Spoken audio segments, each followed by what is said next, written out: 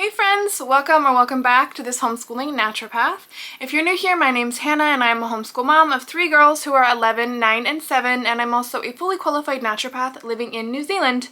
On this channel, I like to share content related to homeschooling, homemaking, motherhood, as well as some naturopathic info throughout some of my content here. Today's video is super impromptu, and I just wanted to share with you guys a few bits and pieces that I have been buying lately, mainly because I just got a whole lot of secondhand books yesterday, and I want to put them away on my bookshelf, but I thought I would share them with you guys first. So I've got some secondhand books as well as like a lot of different kitchen and baking-y things that I've been collecting over the past couple months. So if you're interested to see all that, keep watching.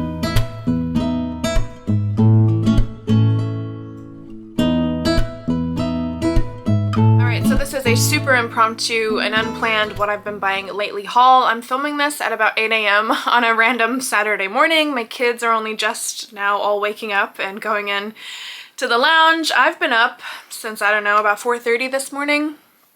Pregnancy insomnia. So I've been getting things done. I'm feeling really motivated. I'm on my second cup of coffee. I've already got 2 loads of laundry done. I've already changed my sheets and got nice clean sheets on my bed, and yeah, I fed my sourdough and the whole thing. Anyways, what I really wanted to do today also was put away all of my new books that I just got yesterday. But before I do that, I'm going to show you guys. So let's just get straight into it. I've got a very big bag. So in this city we live in, there is like a huge once a year secondhand book sale that happens. It goes for 3 days from 10 a.m. to 10 p.m. And as soon as stuff gets bought, the volunteers there replace it with all new stuff out of boxes. So it's kind of just like a rotating, rolling book sale. So no matter you know, how often you go or how long you spend there, you can always find something new. So the girls and I went yesterday afternoon and picked up a few pieces, and then I went back with a girlfriend last night and picked up a few other pieces. All right, so I'm just gonna get straight into it. Again, all of these that I'm gonna show you first are all secondhand, and oh, the deals are so good. All of these were either $1 or like between 50 cents and $2 per book type of thing. So yeah, anyway, I'll just get into it. The first thing I've got here is A Child's Garden of Verses by Robert Louis Stevenson. This was actually 50 cents, which I'm so excited about. We're studying Robert Louis Stevenson at the moment. So perfect. I've actually got this same book out from the library before, so I was very excited to see it for 50 cents available for purchase. Next up, I found The Penderwicks. This is the first book of the series. $2. How exciting. Okay, then I've got Moses in Egypt by Lynn Reed Banks. This is based on the movie Prince of Egypt, the Disney movie. There's actually pictures in here as well, if I can find them. Based on the movie, which is obviously based on the Book of Exodus. So I thought that was a neat read. Okay, I got this whole set here for $1. For the 3 of them, the Littles. I'm trying to like look in the camera and it's not working. The Littles Go Exploring and The Littles Give a Party. So, I mean, this is obviously an older copy, but still. All right, I got Scholastic Junior Classics, The Wind and the Willows. This is the classic story, but it has pictures and is rewritten to be more suited to a younger reader with bigger words. All right, I got EJ, well, this isn't the EJ Spy School, this is EJ 12. One of my daughters loves the EJ Spy School series and has recently moved on to collecting the EJ 12 books. So I picked that up for her. Okay, Roll of Thunder, Hear My Cry by Mildred D. Taylor. I've seen this on so many different book reviews and read aloud lists and all sorts, so I was really excited to find that. I think that again was $1. I've got by Catherine Patterson, Jip and His Story. This is the same author who wrote Liddy, which one of my daughters read last year for her assigned reading, so I grabbed this and thought it would be a nice read. Okay, this one from Madeline Elengel? Madeline Lingle? Is that how you pronounce his name? Somebody let me know in the comments. And this is Many Waters. I don't know anything about this book. I've never actually heard about it. I don't know if it's good or not, but I know that she's the author of A Wrinkle in Time, which I have read, and I did really enjoy. So I thought this would be a cool read for my older daughter. Potentially. I'll have to read it myself first or look at some reviews. This one I was really excited about, The Shakespeare Stealer. I got this out from the library last year for, I believe, a read aloud. I don't remember, but I definitely have had this from the library. So I was really excited to find it for $2. And also, currently, my oldest daughter is doing a Shakespeare course, so we are like all things Shakespeare with her at the moment, so I thought that would be a cool read for her. Next up, this awesome book here called Great Speeches, Words That Shaped the World. I'll show you the table of contents real quick. It basically just runs through different amazing people throughout history who have given incredible, you know, world-changing speeches. And it's really nice because it gives you kind of like the history of what was going on at the time and then lays out the entire speech. So I thought this would be really neat, again, for my oldest daughter. I might just assign her a couple of people here and there, maybe as they relate to history units and whatnot. I thought that was a pretty cool one. Okay. And then I got another Christmas book. Do you think I need another Christmas book? Absolutely not. Which is what I told myself too when I saw this, but then I looked inside of it and actually it's quite different to any other Christmas poetry book I've ever seen. Like, it's a lot. I've never seen any of these poems before. So anyway, I'm gonna add that to our Christmas box when I get a chance. Alright, the next thing I've got in here, which I actually got for myself, is this Organics for All Seasons by Ceres Organics. I thought this was really, really nice. The recipes in it are beautiful, first of all, but also what I really like about it is that it's for all the seasons, so it goes through, don't know if you can see, but it goes through your summer, autumn, winter, and spring, which I'm always looking for seasonal recipes. It's probably like my main Google search at the moment. So I thought actually a cute little recipe book that has seasonal recipes in it would be great. Alright, I also picked up this Junior Cook magazine, would you call this? No, the Junior Cookbook is what it's called, and this is really nice. I thought it would be good for the girls. It just lays out super simple recipes and then has the illustrations of how to make it along with the instructions. I thought that would be nice, particularly for the desserts at the back. There's a lot of sweet treats. Here's how to make a pavlova. Lemon cheesecake. I'm hoping actually to get some desserts made for me out of giving this book to the girls. This one in particular, sticky date pudding. That'll be awesome if one of the girls can put that together on one of our dessert nights. So that was nice. I also picked up the Guinness World Records 2006. They always, at this book sale, they have so many different Guinness World Record books, as well as the Ripley Believe It or Not books. Last year, one of my daughters got 2 or 3 different Ripley's books, and she, when we went again, she was looking for some more, but they didn't really have too many Ripley's books this year. But when I went back last night, I picked this up for her.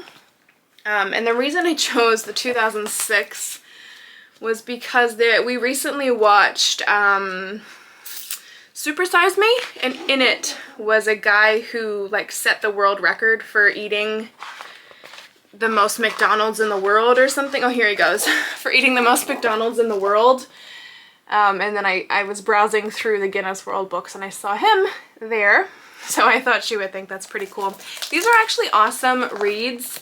My middle daughter in particular, like, she'll just pick up her Ripley's or her Guinness World books and just like, you know, obviously she's mainly looking at pictures, but if something really catches her interest, then she'll read all about it, which is, it's super cool. Like, it really encourages her to do a lot of reading, which is awesome. And then the thing that I'm probably the most excited about when I saw this, and that I'm most excited to share, was the American Revolution for Kids book. We got this out from the library sometime last year when we were studying the American Revolution, and I read through the entire thing on my own and I absolutely loved it. Not only have you got all of these awesome activity ideas in here, but it also literally gives you like the full rundown of the American Revolution. There's pictures, there's artwork, there's portraits, and it honestly, it's literally a simplified version of the entire American Revolution. So this book is awesome, and I was so excited to find it yesterday. And it was only $1. So this is probably, out of everything I got from the secondhand book sale, the most exciting thing that I found. And then two other things that I picked up, mainly for myself and for my husband. I found this Jesus the Cold Case, Reinvestigating the Death of the Most Famous Person in History by Brian Bruce. I've never read this. I don't know anything about it other than obviously what I saw and the description on the back. I thought it would be an interesting read, especially for $3. And then I also picked up this book here, Abraham, A Journey to the Heart of Three Faiths. So I thought that would also be an interesting read for myself or my husband. Okay, and that is the end of my secondhand book haul. I do have a couple things that I have bought recently that are new, so I'll just throw these in here. I got the Wild Robot Escapes. This is book 2 of the Wild Robot series. This has been our book club book for the month of Feb, and we haven't finished it yet, so we haven't done very well. But yes, I did pick this up. I have to say, we haven't been enjoying it as much as the Wild Robot, the first book. So I don't know. But anyways, I bought that, and it was brand new as well, so I paid top dollar for this one. Another thing I recently bought myself here is A Beautiful Year in the Bible, a 52-week Bible study for women. I've seen this a lot online. You may have also. If you haven't, you probably will now. It'll be all in your Facebook algorithm. And all this is literally, just as it says, a year in the Bible. It lays this out week by week for you and gives you a daily reading plan with how to go through this. It also gives you some reflection points. So I haven't actually started using this yet. I only just, it just arrived, I think last week or the week before. So I'm waiting for a Monday morning to start it. Maybe this Monday. Today's Saturday, so maybe I'll start this coming Monday. Yeah, I've just seen this all over online and decided to grab it. So there's that. This next book I'm going to show you is probably one of the best books I've ever invested in, honestly. I saw Abby over at Rooted in Rest recommending it in a couple of her videos a few months back, and so I actually bought it for my husband for his birthday this past month. His birthday was just at the start of February. And this is the Bible Recap, the 1-year guide to reading and understanding the entire Bible by Tara Lee Cobble. Again, like I said, I saw this recommended by Abby, and I was blown away when I looked at the sample pages and all that is included in here. And you guys, this is amazing. Like, this is worth its weight in gold. It has been so helpful. My husband and I have been reading through this together. It's literally just as it sounds. Every single day you read through the scripture that it recommends for you to read, and then you go through and read the summary that is in here, and truly it just has been so helpful in understanding what is written. You know, sometimes scripture can be very confusing and, you know, not very straightforward, but this book really gives such a clear, concise summary of what you've read and makes it make a lot more sense. So we've been really enjoying this, and I highly recommend it. Alright, so that is it for the books that I have been buying lately, and now I'm going to move on to my little stash of kitchen things that I have been buying lately. First of all, I found this super cute teapot. This was from Briscoe's, if you're in New Zealand. This was from Briscoe's, and I got it for, I think it was like $5 or $10 because it's missing its lid. which I certainly don't mind if it's missing its lid. I think the original price was like $30 for this beautiful little teapot. But obviously because it didn't have its lid, it was much, much cheaper. I have been using this as a vase for some of my fake flowers. If you, if you've been around my channel for any length of time and seen our homeschool room tours and stuff like that, I have a lot of fake flowers around my house. So this I've just been using as a vase for some of my fake flowers, and it just sits on our table and is a beautiful little centerpiece. I just thought it was super pretty, and I couldn't pass it up for the price, obviously. Okay, next up, oh you guys, this is so random, but I've really just been adding little pieces to my kitchen that I don't know if need is the right word, because obviously I've managed in my kitchen without all of these things prior to now, but some things that I've wanted for my kitchen, right? So here we go. So first of all, I don't actually know what this tool is called, but it is like a pastry thing. Comment down below if you know what this tool is called. This is stainless steel. I just picked this up from a secondhand shop just last week, actually. I think it was like $2 or $3 again. I make a lot of homemade pastries as well as biscuits, so yeah, I thought this would be excellent. Obviously, this is not something you need in your kitchen. I've been making pastry and biscuits for several years without this tool, but yeah, I saw it and I thought, actually, you know what? I'm gonna get that and see if it makes a difference to my pastry doughs.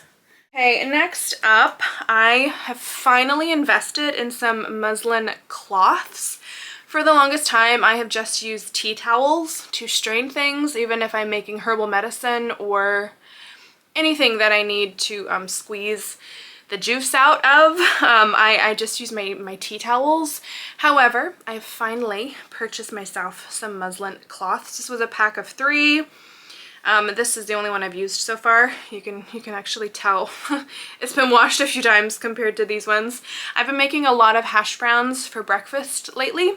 It's one of our breakfast meals at the moment that we're rotating through. So yeah, every Thursday morning actually I make hash browns, and so I've been using these quite a bit. So that's exciting because I have actually, again, I haven't needed these, but I really could have done with them quite a long time ago. So I finally got those. Okay, what else have we got in here? This little tool here is, you can't even see its grooves. Oh, there, it's got grooves on it, and this is to shape gnocchi. Again, I don't need this tool, but I have been making gnocchi for a couple of years now, and usually I just cut them and they end up, in like sort of fat square shapes, but I thought this would be cool. You kind of like, you do your fat square and then you roll it down here and it makes it a pretty shape, so. This is for all the gnocchi that I like to make over winter time. Okay, carrying on, I found these nice little stainless steel funnels.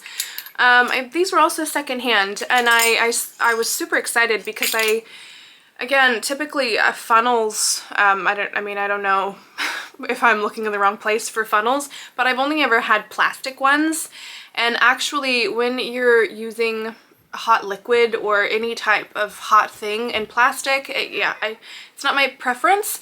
So anyway, I found these stainless steel ones. They're quite small, like they're not very big. I definitely would prefer some larger ones, but for the price, yeah, bargain. All right, I also picked myself up a new bread lame for my sourdough. I think that's what this is called. A bread lame. Is this gonna focus? Yeah, there we go. My blade's a little bit dirty. I used it this morning to score my sourdough. I've seen these online a lot, and I think they're super cute. I have another one that's like a bigger, like handheld one, but I saw this and it was cheap and I got it. Okay, I also picked this guy up for making homemade crackers. It is literally just a little fish cracker mold cutout thing. Yeah, stainless steel again. I haven't actually used this yet. We need to get around to making some cheese crackers. I thought that was super cute. We, last year we made a lot of our own crackers, so I want to get back in the habit of doing that, and I thought that was really cute to make some little homemade goldfish. This interesting contraption here I bought for my husband, either it might have been for Christmas or for his birthday, I don't remember, but he had been talking about wanting one of these for making burgers on the barbecue, and it's been a treat. He's been really enjoying using this thing. You just, you know, use it to flatten your burger meat out on the barbecue. Okay, again, for making biscuits and things along the line, I found these secondhand recently, little biscuit cutters. I typically, in the past, I've always just used a jar, you know, like the big top of a jar and done that, but I found these and thought that actually these will be cute. And they're, you know, obviously they have that shape, so they'll give my biscuits a cute little shape to them. Okay, again, some of these tools look so funny. This is also for making gnocchi. This is a potato, I think it's called a ricer.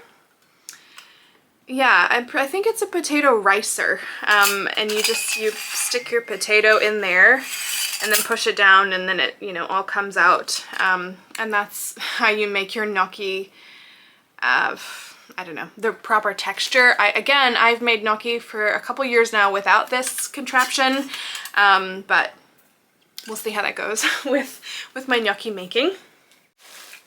Okay, the next couple of things I picked up, I'm gonna get them all out together. For Christmas, my husband got me the KitchenAid pasta roller set. So it has the pasta roller as well as the different cutters, so I can make, I think there's spaghetti, fettuccine, and I think one other one. Oh no, one of the rollers rolls it flat, so obviously like your lasagna, your ravioli, and then there's also a spaghetti and a fettuccine one, I think. Yeah, I don't know. Anyway, I got that for Christmas, which I really, really wanted. So that's great that he listened to what I wanted. So I've just been picking up a few random pasta things to go along with that. Now that I have that KitchenAid pasta roller, I've been making homemade pasta a lot more than I ever have in the past. Anyway, that's a long story for what I'm showing you. But I grabbed these ravioli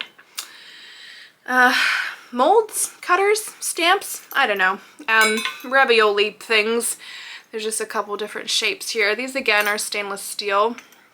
This is the traditional ravioli one, and then this is the cutter that came with this set as well.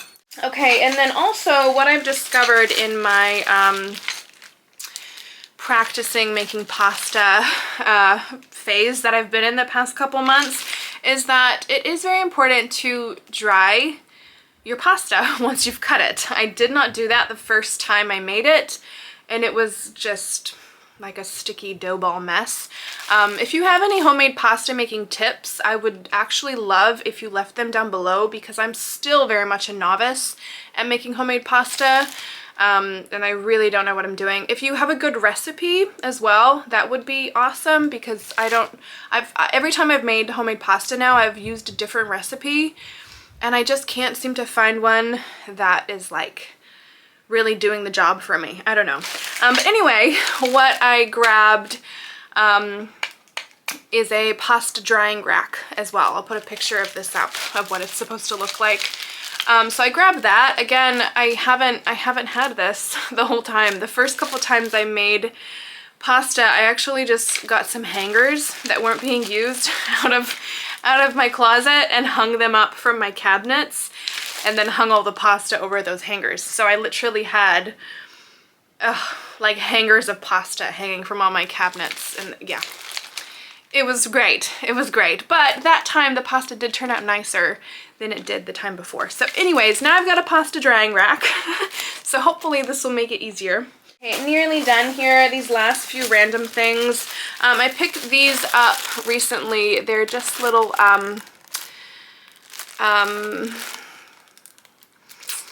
cupcake papers. I actually thought they were bigger than they are. I make a lot of muffins in our home. I'm gonna open these up and look at them.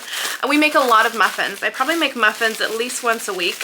So I thought these would be really cute for muffins, but they're a little bit too small for my muffin pan. These are more like cupcakes to me. And I mean, I could still make, I mean, obviously, like I could still use them, but I do prefer bigger muffin papers. So I'm gonna keep looking out for big muffin papers because these are just a little bit too small for me.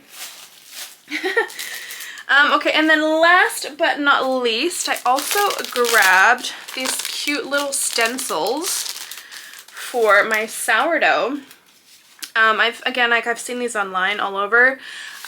You can put it on top of your sourdough and then put your flour on top, and it will make these pretty designs on your sourdough. Again, I haven't used these yet. I actually forgot about them. They've been in my bottom drawer, but they're actually really pretty. Quite a few here. I don't even know if I've looked through these yet. I obviously just received them and then put them away. What does this say? Be thankful. Nice. Wow, that took me a minute to read that. Oh, happy birthday! Oh, look! I could have made a nice sourdough loaf that says happy birthday for my husband's birthday. Oh, well. Hearts, and then what does this say? Baked with love. These are cool. These are nice. And then also came with these, which are a bit smaller. Oh, those are like leaves. Oh, a Grinch face. Okay. Wow, this is a big set. Oh, cute. And a snowman. Oh my. Okay. All right, friends, that brings us to the end of this what I've been buying lately, books and kitchen stuff. Apparently I've been buying quite a lot lately. So anyways, I hope you guys have enjoyed this little impromptu what I've been buying lately haul. Yeah, let me know down in the comments below pasta recipes and any pasta tips that you guys have, because I really want to perfect my pasta making. Yeah, it's just like anything else. It's an art that has to be practiced. But yeah, any tips you guys have, I would very much appreciate in the comments down below. Otherwise, thank you guys so much for watching today. I appreciate you, and I appreciate your view, and thank you for being here, and you're amazing. And I will catch you in the next video. Bye!